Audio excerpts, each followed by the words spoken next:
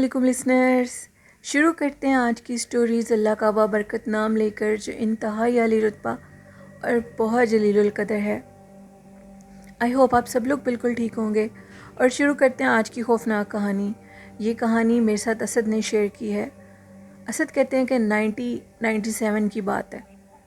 ہم لوگ بحرین سے پاکستان میں شفٹ ہو گئے، ساری فیملی، اور ہم لوگ پاکستان کے شہر فیصل آباد میں شفٹ ہوئے۔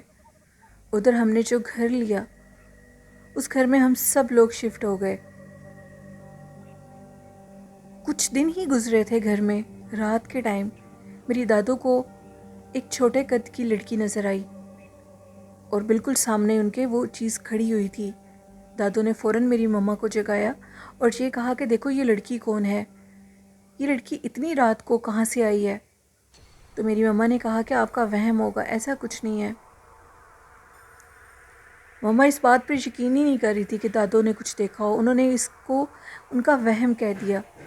کچھ دن ہی گزرے تھے کہ میں اور میرا چھوٹا بھائی رات کے ٹائم، تقریباً رات کے 11 سے 12 بجے کے درمیان، اپنے گھر میں کرکٹ کھیل رہے تھے، تو ہم لوگوں کی جو بال تھی وہ گیرج میں جا کر گر گئی۔ میں نے اپنے بھائی سے کہا کہ جاؤ اور بال اٹھا کر لاؤ۔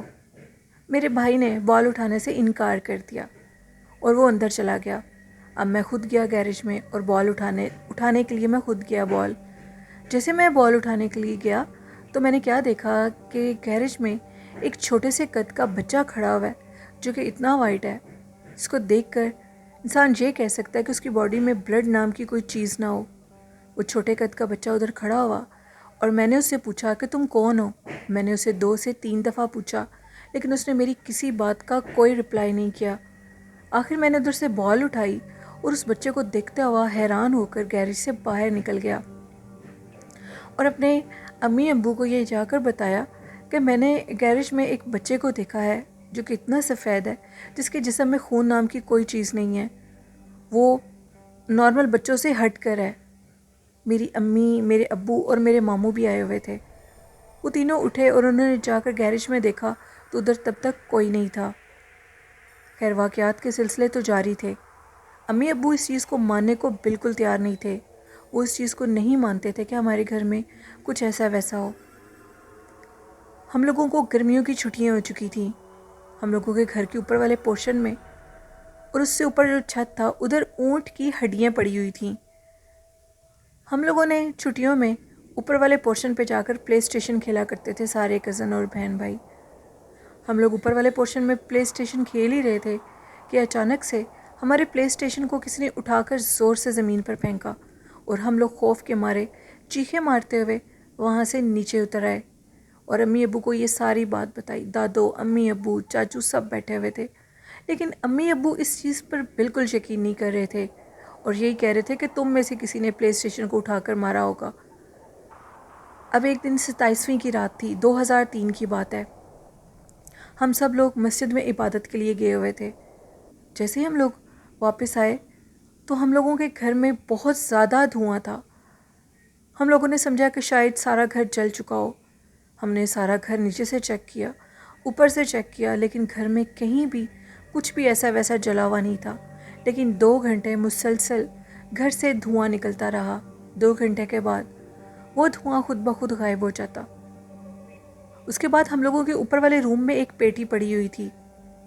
ہم لوگ اس پیٹی کو ساتھ دیوار کے رکھتے تھے، لیکن جب بھی صبح اٹھ کر دیکھتے تھے وہ پیٹی دیوار سے ہٹ کر بالکل سینٹر میں پڑی ہوتی تھی۔ یہ واقعہ مسلسل ہوتا تھا۔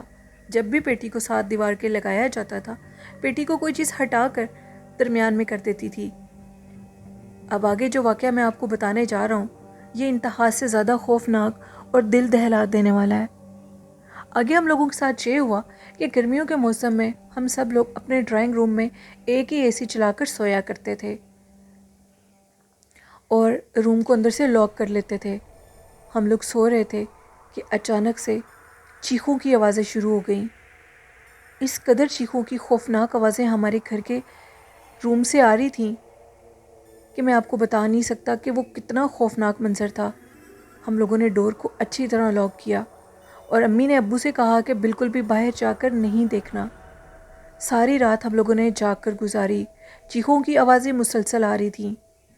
اسد کہتے ہیں کہ یہ ہماری زندگی کے سچے خوفناک واقعات ہیں۔ خیر صبح ہوئی، ہم لوگ اٹھے اور ہم نے اپنے گھر کے اس روم کو جا کر دیکھا تو ہمارے گھر کا وہ جو روم تھا وہ خون آلود ہو چکا تھا۔ دیواروں پر جگہ جگہ خون کے ہاتھ لگے ہوئے تھے۔ انتہا سے زیادہ خوفناک منظر تھا۔ اب ہم لوگ بہت زیادہ پریشان تھے کہ ایک دن اس طرح ہوا کہ میرا جو بھائی تھا وہ بہت زیادہ بیمار ہو گیا۔ ہم اس کو کافی ہاسپٹلز میں لے کر گئے لیکن اس کو کوئی آرام نہیں آ رہا تھا۔ آخر میں میری دادو نے کہا کہ اس کو کسی اللہ والے کے پاس لے کر جاؤ۔ ہم اس کو کسی اللہ والے کے پاس لے کر گئے۔ انہوں نے اس کو دم کیا۔ دم کرنے کے بعد اس کو گھر لایا گیا۔ گھر جب لایا گیا رات کو وہ سو گیا سکون سے، لیکن جب وہ صبح اٹھا تو سب کچھ بدل چکا تھا۔ وہ میرا بھائی نہیں تھا، وہ کچھ اور ہی منظر پیش کر رہا تھا۔ وہ اونچا اونچا چیخ رہا تھا، کبھی رو رہا تھا تو کبھی ہنس رہا تھا، اور ہمیں یہ کہتا تھا کہ مجھے بلی لا کر دو، میں نے بلی کھانی ہے۔ ہم سب کے پیروں کے نیچے سے زمین نکل چکی تھی۔ یہ تم کیا کہہ رہے ہو؟ وہ کسی کی کوئی بات نہیں سنتا تھا اور مسلسل ایک ہی بات کہہ رہا تھا کہ مجھے بلی کھانی ہے، مجھے بلی لا کر دو۔ اب یہ بات حد سے زیادہ خوفناک تھی اور ہمیں بہت زیادہ پریشان کری تھی۔ ہم نے بہت سے اللہ والے، بہت سے بزرگ لے کر آئے، لیکن جب وہ گھر کو باہر سے دیکھتے تو یہ کہہ دیتے کہ یہ ہمارے بس سے باہر ہے۔ پھر اس کے بعد ایک اور بہت بڑے عالم تھے وہ، اور وہ بہت اللہ کے نیک بزرگ تھے، ان کا پتہ لگا، ان کو گھر لایا گیا۔ انہوں نے سارے گھر کو چیک کیا اور اس مخلوق سے خود ہم کلام ہوئے۔ پھر انہوں نے ہمیں یہ بتایا کہ آپ کے گھر میں جنات کا بسیرا ہے، جو کہ 200 سال پرانے جنات ہیں۔ وہ آپ کو بالکل اس گھر میں پسند نہیں کرتے۔ ان کے مطابق آپ نے ان کا جینا یہاں پر دوبر کر دیا ہے۔ وہ آپ کو اگر ادھر رہنے دیں گے تو آپ کا جانی نقصان کر دیں گے۔ اس جنات نے پھر میرے بھائی کے اندر حاضری کی اور اس کے اندر آ کر یہ کہا کہ جب تمہاری دادی نے پہلی دفعہ دیکھا تھا تو وہ میں ہی تھی، اور پھر مجھے اس نے دیکھ کر سب کو بتا دیا۔ اس بات سے ہمیں بہت غصہ آیا۔ جو دھواں آتا ہے اور جو پیٹی کو درمیان میں کر دیا جاتا ہے وہ ہم لوگ ہی کرتے ہیں۔ ہم لوگ نہیں چاہتے کہ تم لوگ اس گھر میں رہو۔ آخر میں پھر اسد کہتے ہیں کہ اس نے ایک اور بات کی جو کہ مجھ سے ریلیٹڈ تھی۔ وہ یہ تھی کہ جب میں گیرج میں گیا تھا تو اس کے بیٹے کو میں نے بلایا تھا، اس سے ہم کلام ہونے کی کوشش کی تھی، جو کہ مسلسل خاموش تھا۔ اس عورت نے میرے بھائی میں حاضری کر کے یہ کہا کہ میرا بیٹا اسی ٹائم تمہیں جان سے مار دیتا، لیکن میں نے اس کو روک دیا۔ اس کو بہت غصہ آیا جو تم نے اس کو بار بار بلایا تھا۔ اس کو یہ بات اچھی نہیں لگی۔ اب تم لوگوں کے لیے بہتر یہ ہے کہ تم لوگ اس گھر کو چھوڑ کر چلے جاؤ۔ یہ بات کر کے میرا بھائی بے ہوش ہو گیا۔ ہم لوگوں نے بہت کوشش کی کہ اس گھر میں سے جنات نکل جائیں، لیکن وہ جنات کہاں اس گھر سے نکلتے تھے۔ وہ تو 200 سال پرانے جنات تھے۔ آخر ہمیں اس گھر کو الوداع کہنا پڑا۔ ہم نے اس گھر کو بیچ دیا۔ بیچنے کے بعد ہم لوگ کہیں اور شفٹ ہو گئے، اور اس طرح اس خون خوار گھر کی داستان ادھر ہی دفن ہو گئی۔ اس کے بعد اس گھر میں آنے والے لوگوں کے ساتھ کیا ہوا کیا نہیں ہوا اس سے متعلق میں نہیں جانتا، لیکن اسد کہتے ہیں کہ یہ میری زندگی کے سچے خوفناک واقعات تھے جن کو میں نے حقیقت میں دیکھا اور ان کا تجربہ کیا۔ وہ رات، جس رات پوری رات کسی عورت کے چیخنے کی آوازیں تھیں، وہ دراصل آوازیں اس لیے آتی تھیں کہ ہم لوگ اس گھر کو چھوڑ دیں۔ ہم لوگ اس گھر کی جان کیوں نہیں چھوڑتے؟ لیکن بالآخر ہمیں ہار ماننی پڑی۔ میرے امی ابو نے یہ فیصلہ کر لیا کہ ہم لوگ اس گھر میں نہیں رہیں گے۔ یہ ایک سٹوری تھی اسد کی جو انہوں نے میرے ساتھ شیئر کی۔ بہت شکریہ اسد۔ تو لسنرز، یہ تھی خوفناک کہانی۔ میرے بہت سے لسنرز میرے ساتھ سٹوریز شیئر کرتے ہیں۔ فیس بک پر میرے ساتھ بہت سے لوگوں نے سٹوریز شیئر کی، لیکن میسج میرے تک نہیں پہنچے۔ اب میں نے ان میسیجز کو اسپیم میسیجز میں سے ریڈ کیا تو کچھ سٹوریز کا مجھے پتہ لگا، تو آپ کے ساتھ وہ بھی سٹوریز شیئر کروں گی۔ ایک اور لسنر نے سٹوری شیئر کی ہے۔ یہ سٹوری جھنگ سے میرے ساتھ شیئر کی ہے عبدالواحد نے۔ عبدالواحد کہتے ہیں کہ میں آپ کے ساتھ ایک سٹوری شیئر کرنا چاہتا ہوں۔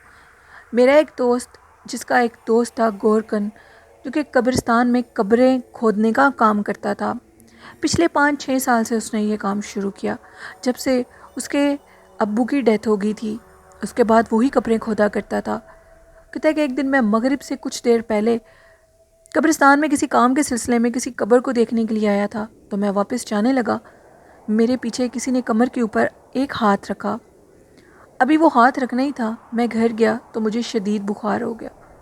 مجھے بہت سے ڈاکٹروں کے پاس لے جایا گیا، میرا بہت علاج کروایا گیا، لیکن مجھے کوئی چیز آرام نہیں دے رہی تھی، میں انتہا سے زیادہ بیمار ہو چکا تھا۔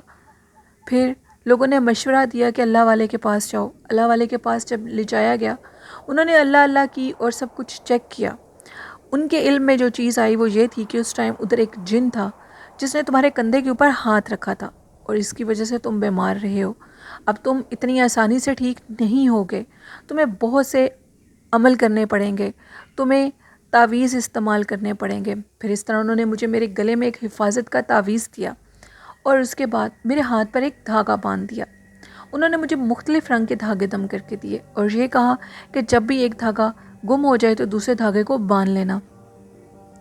ان اللہ والوں کے ہاتھ میں اتنی شفا تھی کہ میں الحمدللہ بالکل ٹھیک ہو گیا، لیکن مجھے ٹھیک ہونے میں کچھ عرصہ لگا۔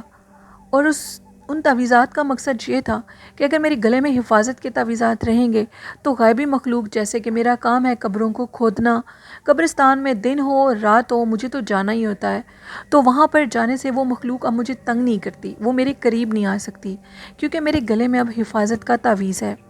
یہ ایک سٹوری تھی عبدالواحد کی جنہوں نے میرے ساتھ جھنگ سے شیئر کی۔ بہت شکریہ لسنر، یہ تھیں آج کی خوفناک کہانیاں۔ آپ لوگوں کو کیسی لگی ہیں؟ اپنا فیڈ بیک ضرور دیجیے گا۔ آپ بھی اپنی خوفناک کہانیاں شیئر کر سکتے ہیں۔ ڈسکرپشن باکس میں میرے فیس بک آئی ڈی اور ای میل آئی ڈی پر اور ڈسکرپشن باکس اور کومنٹ باکس میں بھی آج کا اچھا میسیج ہے کہ نیکی کے کام کریں اور جتنا ہو سکتا ہے اللہ کا ذکر کریں۔ اور ایک میسیج یہ دینا چاہوں گی کہ تعویذات کو گلے میں ڈالنا بالکل شرک مت سمجھا کریں۔ آپ لوگ آیت الکرسی چاروں کل لکھ کر بھی اپنے گلے میں اگر ڈال لیں گے تو کوئی بھی شیطانی طاقت آپ کے قریب نہیں آ سکے گی، کیونکہ ہم نہیں جانتے کہ ہم کن جگہوں پر جا رہے ہیں، اور جنات نہ دکھنے والی مخلوق ہے۔ اور اپنے والدین کی خدمت کریں، قرآن پاک، نماز اور درود شریف کو اپنی زندگی کا حصہ بنا لیں تو کامیابیاں ہمارے مقدر بن جائیں گی۔ آئی ہوپ اس پر آپ عمل کریں گے اور میرے چینل کو زیادہ سے زیادہ سپورٹ کریں، چینل کو سبسکرائب، لائک اور شیئر کر کے۔ آئی ہوپ آپ میرے چینل کو ضرور سبسکرائب کریں گے۔ اسی کے ساتھ نیلم یاسین کو اجازت دیجیے، دعاؤں میں یاد رکھیے گا۔ اللہ حافظ۔